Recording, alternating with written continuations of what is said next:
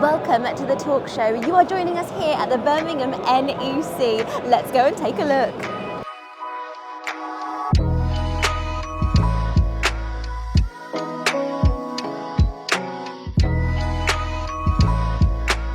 I absolutely love Morris Minors and I adore how they have done their display here at the Birmingham NEC. I'm loving how the black car in the middle there is kind of trapped in a wooden cage. It looks like that's how they used to be stored in the factory. Very cool.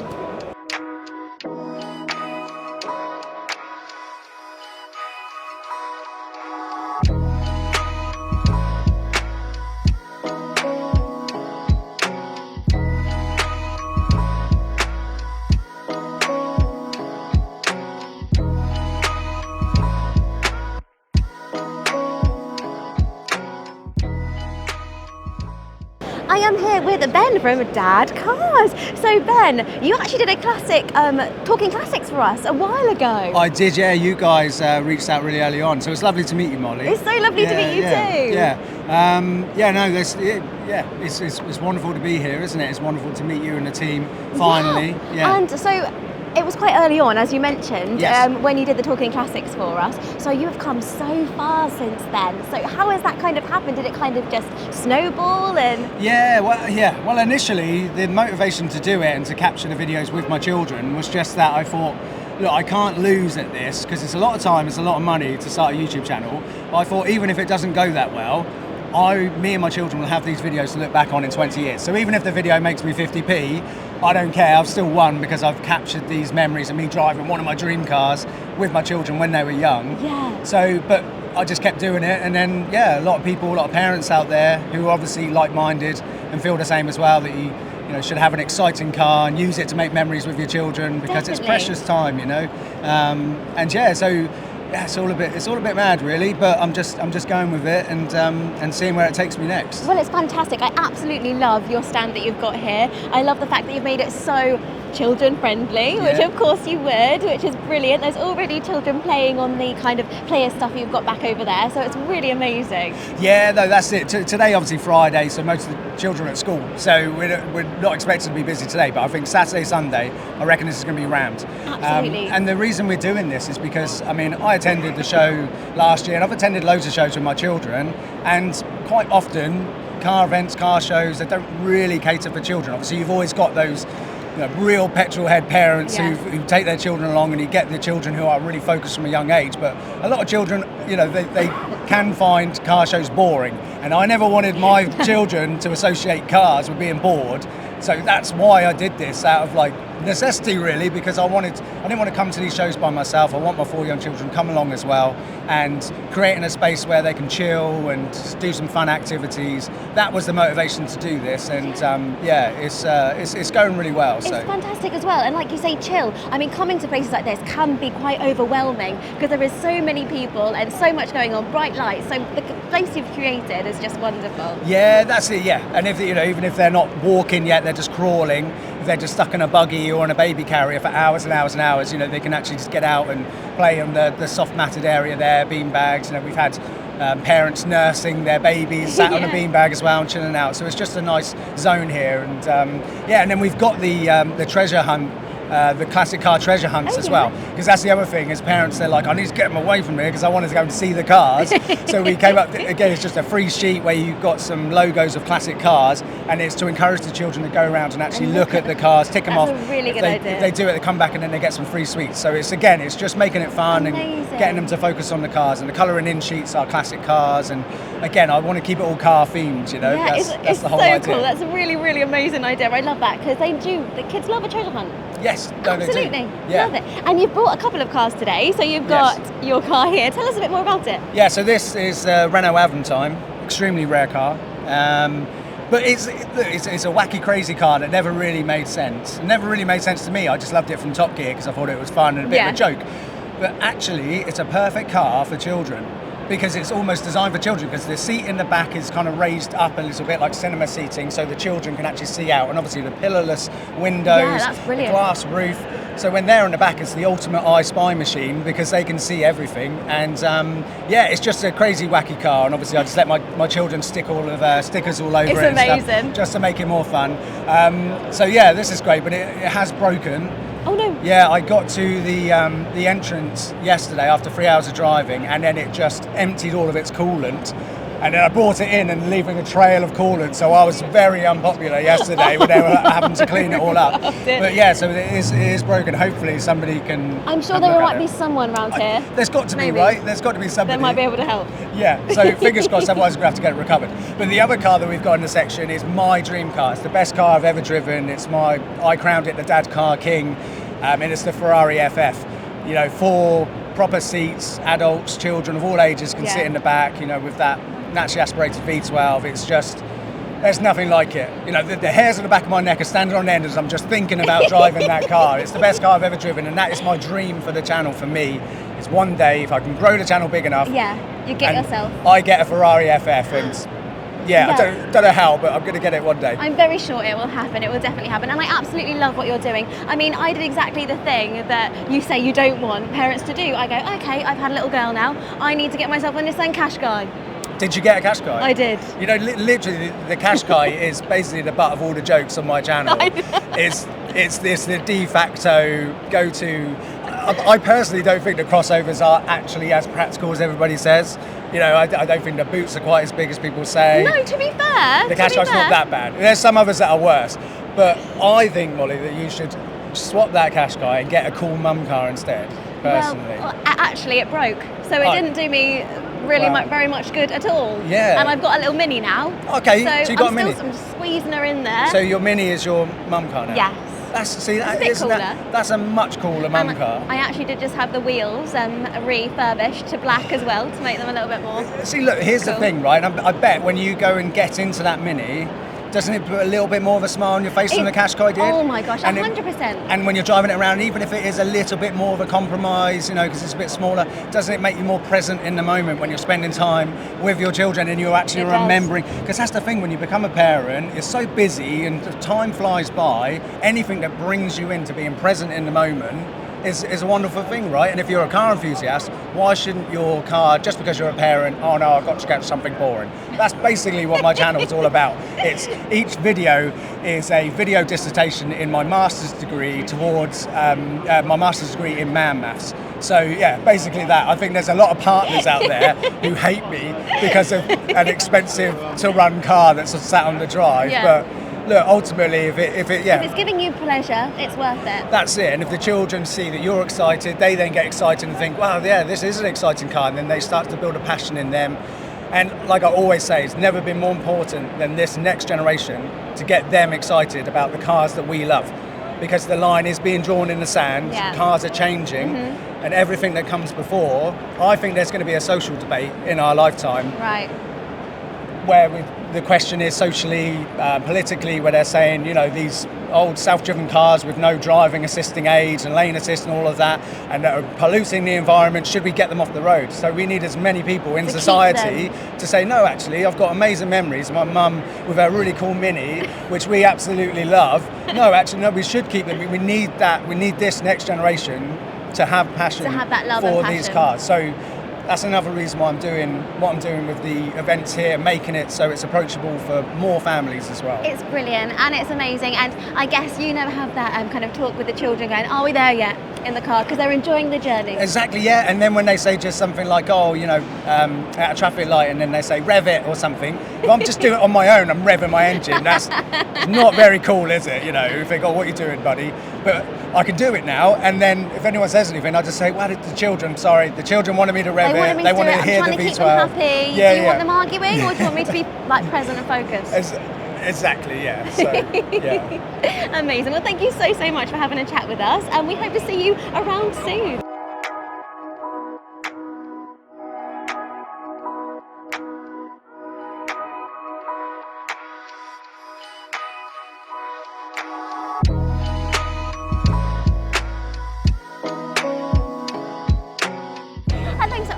Anthony now. Now, Anthony, you have a restoration company, but is it a kind of a labour of love? It's right. I have a restoration labour of love. It's not a company. No, so we basically, I love collecting classic cars and have been doing it probably for the last 10 years. Cars of my childhood, cars that my dad couldn't afford when I was a kid. And now I kind of see these cars and I think, right, I can buy it, I can afford to restore it, but I want to restore it with the right team of people. And so over the last sort of 10 years I've amassed, only 7 or 8 guys, but also, third-party companies that know that I do these things for passion. And so, yeah, we, find cars of my childhood and fully restore them. So do you have any particular cars that you really, really want to restore? So like the cars from your childhood, is there anything that really, really stands out for you? So I've got a lot of cars and restored a lot of cars, and they're all in my collection, but, I've got Hillman Hunter GLS, which is fully restored. Wow. MGs, fully, I've got a whole range of typical British classic cars that are first class restored condition. Well, if they're anything like this wonderful Triumph TR2 here, I can see why. So you restored this car? We restored this car because I wanted to share my team, if you want, with the museum, because it's such a good team to keep together. And I said to Bewley, look, why don't we design, I've got an idea to maintain your vehicles with a scheme called BEAM. It's the Bewley Engineering and Maintenance Program. And the idea with that is, would you trust us with one of your cars, and I guarantee we'll give it back to you, beautiful jewelry box condition. Yeah. And it was like, well, all right. So then they gave us a car.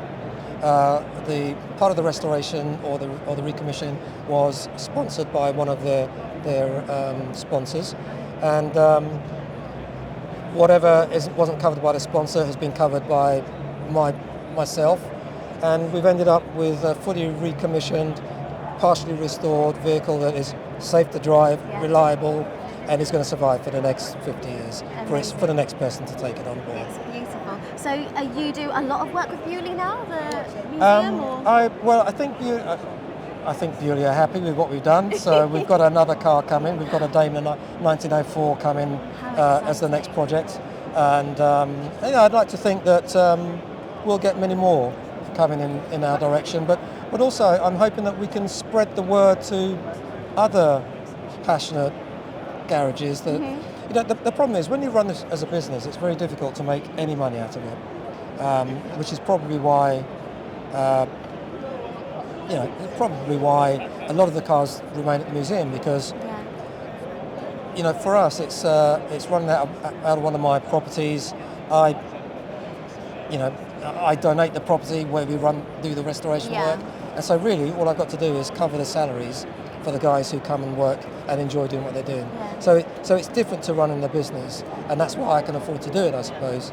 But so hopefully it's beneficial to the museum, because it just creates longevity for a lot of the vehicles that are currently sitting, dormant and not running. Definitely, and it's really important that classic cars are restored and loved and cared for. Otherwise, they will just drop off the map, and it's an integral part of history that can't be lost. So you're doing an amazing job. Yeah, you're absolutely right, and it's great to see someone as young as you actually saying that, because when I first started collecting cars, I used to talk to my lads, Lewis and Nick, and it's like, Dad, what are you doing? Well, I'm restoring all these cars from my childhood.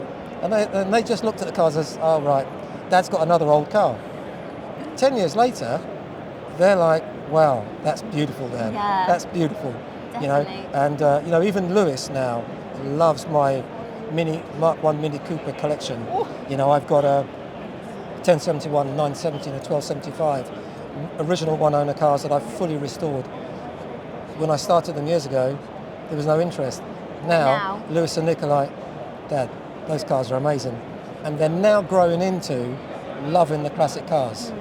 And I always say about a classic car as well, is it always has memories attached to it. Like, there's so many people who see a classic car and go, oh, well, my mum used to have one of them, my dad used to have one of them. And I think when you're restoring them, you are just keeping those memories alive and making people be like, oh my goodness, yes, I remember that car. Isn't it beautiful? Like, how's that an amazing You're condition? absolutely right, and that's part of the reason why I do what I do too. You know, I've got cars that almost have been donated to me.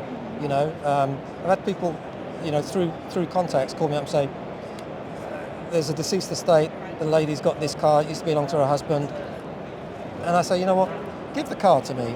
You don't have to. I don't have to own it, but give it to me. I'll bring it back to former glory. Yeah. And anyway, one such car was a Mini Cooper that the owner bought in 1963. 1964, he crashed the car, put it in his garage. He was too embarrassed to tell his family. It sat there since and I don't know how many years later, but apparently a few years later, he built a shed on the back of the garage, knocked the garage wall down, pushed the Mini into this makeshift shed, built the wall back. So the Mini stayed there. And it wasn't until he died, I don't know, let's say 8-10 years ago, and they were entering his estate, they realised they got this car. Wow. And it was sunk into the ground, and I got the photos, where they took the photos when they found the car. It's a Mini Cooper Mark 1S, 1275, one owner. Wow. And the company, the family were so passionate about it, they didn't want to sell it. So anyway, they ended up giving the car to me. I fully restored the car, and I presented it back to them, must be about 4 years ago, at one of the Mini shows. About 20 of the family came down, we unveiled it, and they all cried their eyes out. I bet it was a magical moment. And for me, that's what the moments are about with classic cars, isn't it?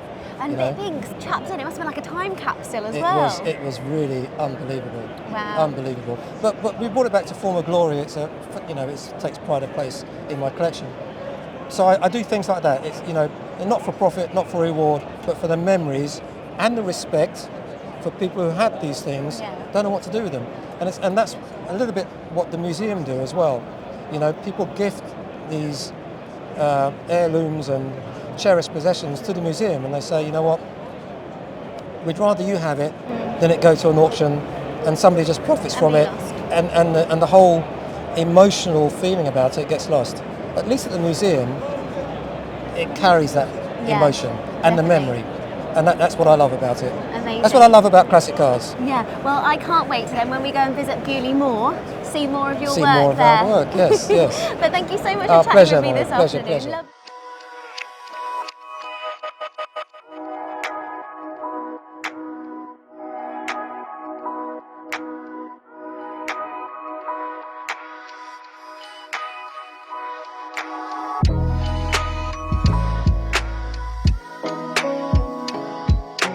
There's some really interesting and unique cars here, three-wheelers in the Citroen Specials Club. Really interesting, so many different cars to see here. It gets exciting every year.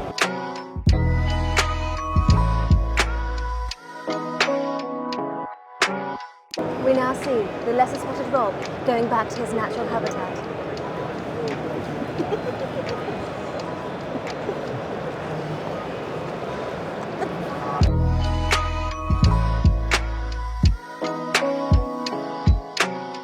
You now join us in iconic auctions. So Craig, you've actually been here a little bit earlier, haven't you? Yeah, spent about half an hour in here. Scooped it out, seeing which ones. Scooped it out, is that the right thing to say? Yeah, it is for this. Searched it out to see which cars you like the best. Now, do you want to take us on a little journey? Of Yeah, which let's ones go for it. You are loving at the Well, moment. I mean, I know which ones I like. You've only been in here 30 seconds, haven't you? Oh, yeah. We'll have a look at them in a minute. Okay, let's go. Now, you love a Land Rover, you've got one yourself. I do, yeah. Which one of these are That you liking? one. I like that one. Of course. Money-wise, I like that one. If money wasn't an object. If money wasn't an object, Yeah. that one. Although the one behind is yeah. kind of nice as well for different reasons. It's just so massive. Yeah. But condition-wise, that one I love ticks the all of the colour. boxes. Possibly thinking this could be a good competition car. Ooh, definitely. It's funny because when we're on the way here, we said an ex-military kind of Land Rover we've not done before. Yeah. So I'm just not sure. In all honesty, I'm not sure about the lights. You weren't bothered, were you? No, I don't mind the lights. They don't offend me so much as they seem to offend you. Yeah, they just don't. They look like eyes. Okay, yeah. So I think we probably have to go back to halogens, I reckon. Yeah, I guess they're much more modern, aren't they? Yeah. Oh, and what's through here? Breathe in. So this is Guy Ritchie's. That's nice. Oh, very cool. Come straight from him, apparently. Wow. Oh, nice. Oh, look at the leather interior. Very nice. I think the fact indeed. it's come from him makes it even more special. spec. Yeah. And then we have this one, which I think is perfect for you. For me? Yeah, I mean, Yeah, why not? Isn't it? I mean, it's absolutely massive. Just look at me against it, everyone. It is so huge. Oh dear. I don't think they'd probably even see me if I was to accidentally step out in front of it. I'd be squished completely. do you reckon you could curb them wheels? Rude. But what do you think about the military ones? See, I love The this. really military ones.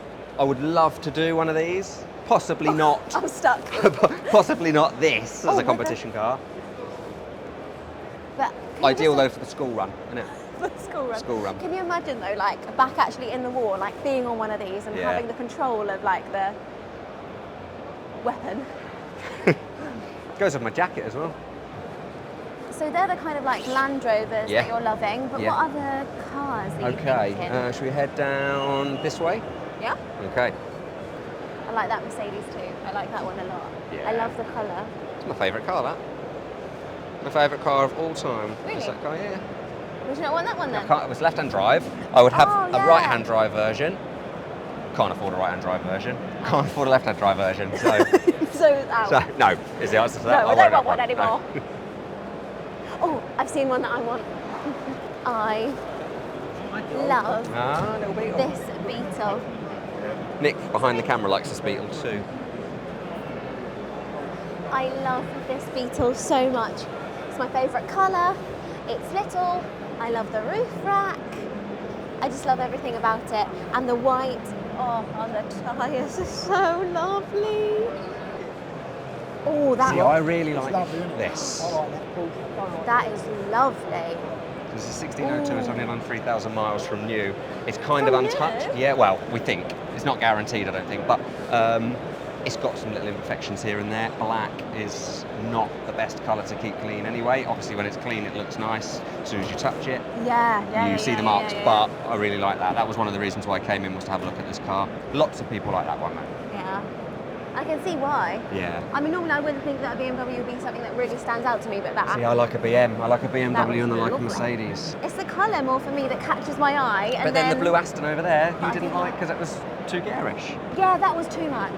Okay. I think I didn't like the kind of white trims that it had. All right, we'll have a look at that one in a minute. Yeah. Um, You're allowed to open up and have a little look. I think you are. I don't know why people do, but and sit in them. I don't know. I don't get it. Just in case, like, I don't get it. what if something caught and. See, these are fetching lots of money now. Because I thought, wouldn't this make a lovely competition car? A 90s BMW. Yeah. Oh, it's 2002 BMW. I like the shape. 60 to 70,000 pounds. See, this is quite a special Porsche. So I this like is the the colour of only that. one in the UK. There was only two. I've got to get this right. There was only two made in right-hand drive, Right. and this is the only one believed to be in the UK. Ah. So The that's- colour, I think, is I absolutely love incredible. the colour, yeah. And if you look at you have to look at the wheels as well, because the wheels are the same Same colour as the car. colour. Right, then down the right-hand side, you've got Who's that? you've got a lot of recreations. I Now, love normally this. I wouldn't go for a recreation, but that I have never seen anything Oh my like that. gosh, I love ever. that more though. Yeah, Porsche. That's Porsche recreation. So these are all basically they're replicas, Okay. and based on things like MX-5s. This is based, I believe, on a Mercedes SLK. I think SLK. I mean, but you look at it though, and you think, why would you not have that? Oh, It's that's just absolutely stunning. It's like the original. It's So that's so basically beautiful. very similar to the one that's over there that you saw. Yeah. And I love this so much. Yeah. I love the shape of it. I think really it pretty, looks isn't it? it looks happy. So they're normally based on a Beetle. Oh, is that right? They're normally based on a Beetle, aren't they? Yeah.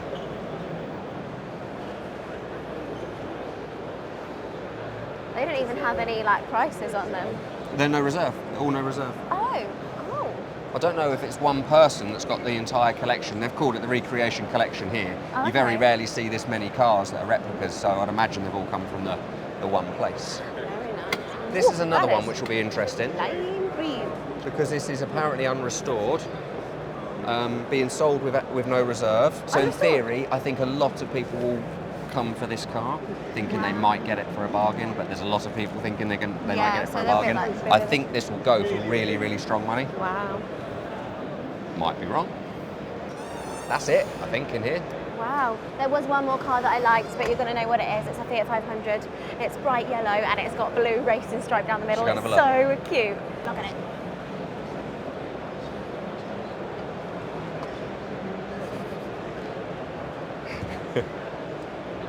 Just look at it. I love it.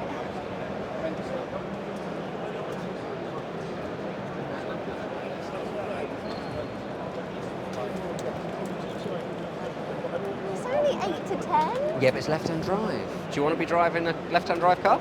Oh, I don't think my brain, I'd really struggle with that. I'd be like, what side am I supposed to be on? I don't understand. Can you not convert it? Yeah. Or buy a right-hand drive, yeah. which we have, I know. just not yellow and blue. But it's so cute. I love it. That's quite a rare car. Lotus Carlton. Someone set the alarm off So, too. true fact, when I was 17, 18, we had a trader's policy, which meant, in theory, I could drive any car in the world at the age of 17, apart from I was not allowed to drive a Lotus Carlton. Why? I don't know. It's the only one the insurance company said that was basically you could drive anything apart from. I'm sorry. What the reason do you think it was? I don't know. It's very, very fast. They just went that Craig. Very desirable, That very Craig rare. Ranson, just don't let him Just- go in one of yeah, them. don't let him go in one No. of them. No.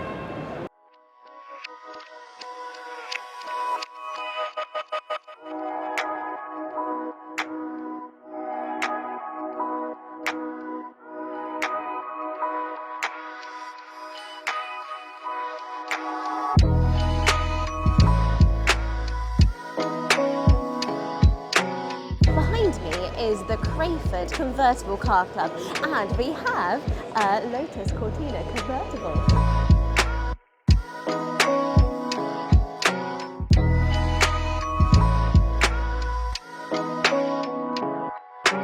I am here with Bob and Josh from the Classic Car Loan Project. So, Bob, can you tell us a bit about the whole project? About the whole project? Gosh, Yeah. that's a big question. The idea of the project is to engage with the next generation of enthusiasts. The classic car scene is desperate for the next generation to come along, to take part in this wonderful hobby and to safeguard the future of the whole classic car scene. Hence, we've got Josh here. And so what we're doing is we're putting young drivers behind the wheel of a car for a whole year with support. We don't just give them the keys and wave them bye-bye. We give them good support. We select them carefully. We select the cars carefully. We look after them through the year. We've got an excellent insurance scheme in place, and it's working. Amazing. So, Josh, you have just had this wonderful Triumph Herald, Yeah, is that I have, right? yeah, I have. And, what was the experience like? Yeah, to be honest, it is quite surreal, and a lot of people go, are you sure this seems is this a bit dodgy? But it's not. So the whole thing was, I was in a Triumph group on Facebook, and I was interested in Triumphs for quite a while. I want to get my own eventually. And then somebody said, have you heard about the Classic Car Loan Project? And I was like, well, no. And they said, well, there's one in, here it is, put your application in. So I did that, went through and told them everything about myself, what the cars are like. Yeah. And then Chris, who is the chairman of Transport 6, came back to me, because it's his car, and he said, I want to give you the car. So we met up at the Silverstone 100-year event, and he handed me the keys and went, here's the car, have fun. So we had all the insurance and everything else, and he actually gave me an extension for about a month or two. Wow. So I should have given it back in about June, July. He said, enjoy the rest of the summer. And then, so I've had it just over a year, actually, so I've been quite lucky. And this beauty is the earliest Herald on the road. Wow. So the history for this one as well. So this is a 1959 948. There is one older, but it's in a garage somewhere. So having the honour of this being my first classic as well was quite a lot of pressure. But no, she's a beauty, and it's been a great thing. And obviously with the support of Bob, and because I live near Oxford, the Transport 6 Club in Oxford, they supported me as well. So any issues, I'd go to them.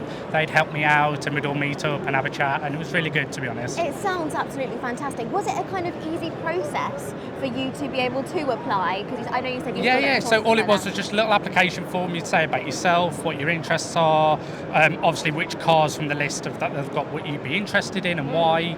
And then I had a conversation with Bob, and then he passed it on to Chris, the owner, and then you have a conversation conversation with the owner, and then as long as they're happy, you'll be then chosen to be the. Wow. The important thing is that we facilitate and gain the applicants, get the applications, shortlist them, and then the owners then decide who gets the car. Yeah. Interview them in various ways, etc. So the owners have the final say. Absolutely. Yeah. It's their car. It's theirs. It's their car. I think it's amazing as well that the owners, okay, so they have these extra cars, but they're letting people like yourself go out and actually drive them, because I know a lot of classic car owners like to keep their cars safe in a bubble, so it's really nice that you're actually using it. So at the start of the scheme as well, what happens, we have one date and all the young drivers from that year start, and we all meet each other, and we all get either handed your keys that day, or you just get to meet the others. But you also get to meet the other drivers and hear their stories. So I know there was one gentleman, Bob, you may remember, he had 2 cars in the scheme, was it? And it was him and his wife had a car.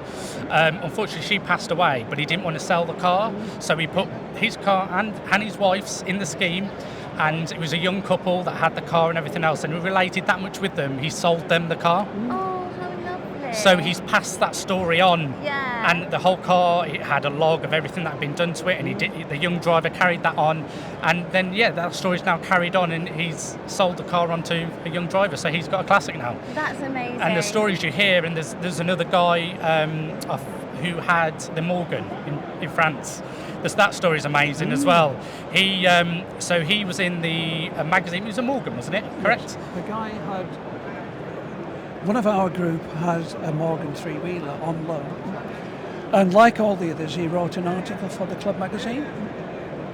It was read by one of their members in France who had several cars, and he actually wrote to the young enthusiast, our group, Craig, and said, I'd like to give you my car, one of my cars. Wow. And he's actually gifted a car identical to the one that he was actually borrowing. Yeah. What a kind person. So he drove down to France with a trailer, picked it up, and once he got speaking to the gentleman as well, he found out that he got a big background in Concorde, and he designed things for Concorde and everything, and just lived out in France and gifted him the car. And the story goes on and on. And these stories go on and on and on. That is the thing about classic cars, and that's what we love about classic cars, at British Classic Cars as well. Every car has a story. So when we're restoring a car, it might even be that it's not, okay, someone wouldn't look twice at it when it's driving down the street, but to that person, it's very special, and they want that car to be restored to its former glory for it to last as long as possible. And I think what you're doing at the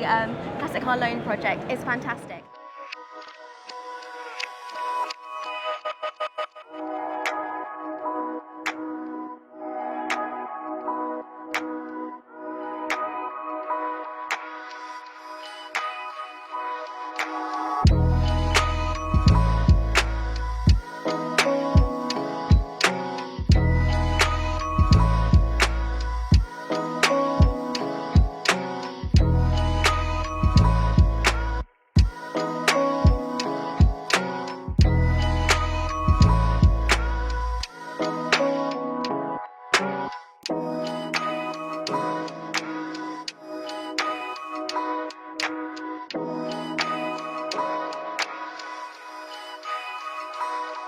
We've had such a brilliant day today, haven't we? It's been really good, yeah. So good. We've seen so many amazing cars. Another fantastic time here at the Birmingham NEC for the Classic Motor Show. We hope you have enjoyed coming along for the ride with us on this talk show, and we will see you all next week.